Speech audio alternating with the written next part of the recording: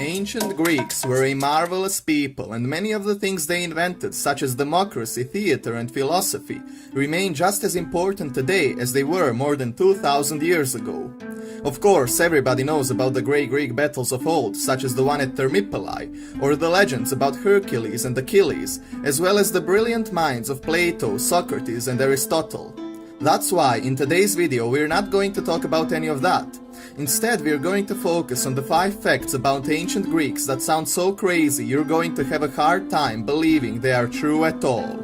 Fact number 1. Don't eat the beans. If you are a bean lover and just can't live without them, ancient Greece would most certainly not be a place for you.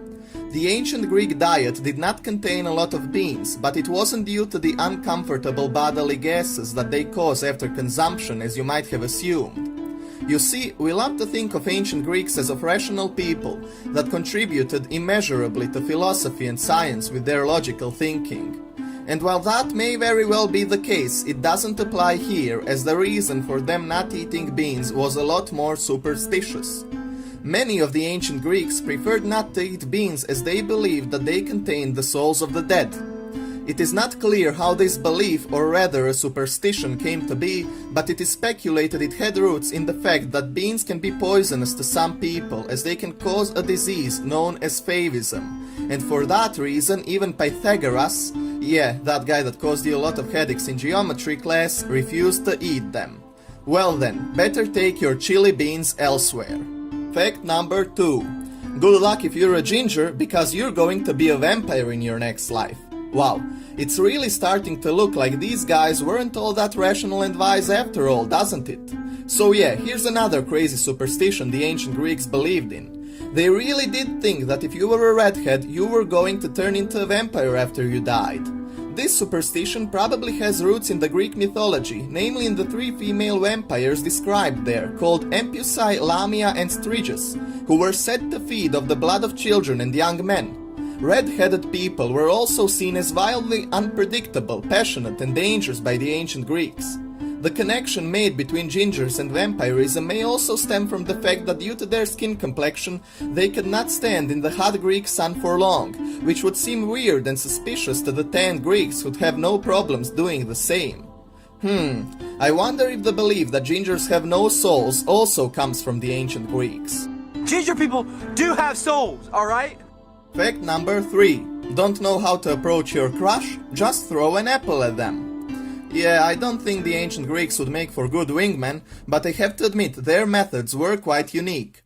You see, when declaring love to someone in ancient Greece, or rather proposing to them, the normal thing to do would be to throw an apple at them. Usually it would be a man that would throw an apple at a woman, and if she would catch it, it would mean that she accepts the proposal. Now just imagine if the gal you were aiming for really wanted to catch the apple but was too clumsy to do so. Oh, how many young Greek hearts must have been broken just because of a misunderstanding. As you might have already assumed, this tradition is like many others that the ancient Greeks held, also rooted in their mythology, namely the wedding of Thetis, the goddess of water, and the mortal Peleus, son of Aeacus, king of the island of Aegina. It makes for a very interesting myth and ties in with many others, such as the one about the Trojan War, so I do recommend you look it up on the internet, as we unfortunately really don't have time to go over it here. We got 2 more facts to discuss, people, get a hold of yourselves. Fact number 4. Have the finger.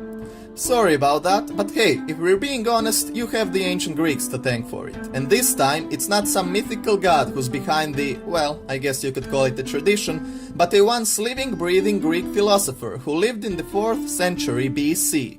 Diogenes the Cynic is the man who invented this always popular insight in an inn in Athens while gesturing it to the patrons of the said inn. He did so because they had expressed great desire to see and hear the Greek orator and statesman Demosthenes, who was quite popular at the time and whom he considered to be a demagogue. There you go, now you know who you can thank when someone flips you off in traffic. Fact number 5. Dirty advertising. Prostitution was and still is present in almost all societies that have ever existed, be it legal or illegal. Ancient Greece was no exception to this rule. But that is not what makes our last fact on the list so interesting. The way it was advertised is. While most prostitutes today will get their customers either by waiting for them to come to the brothel or by standing on street corners and offering them a good time, ancient Greek prostitutes had a much more unconventional way of inviting people to play. As it turns out, prostitutes in ancient Greece would lure men into brothels by walking around the streets of a city wearing sandals that left an imprinted message in the ground reading "Follow me." Now if that's not clever marketing, I don't know what is. And that would be all for today, dear viewers. Thank you very much for watching. Which one of these facts did you find most interesting? Do let us know in the comments. Also, don't forget to click that like and subscribe button if you like what you saw, as well as the bell icon to be notified as soon as our next video comes out. Have a good day.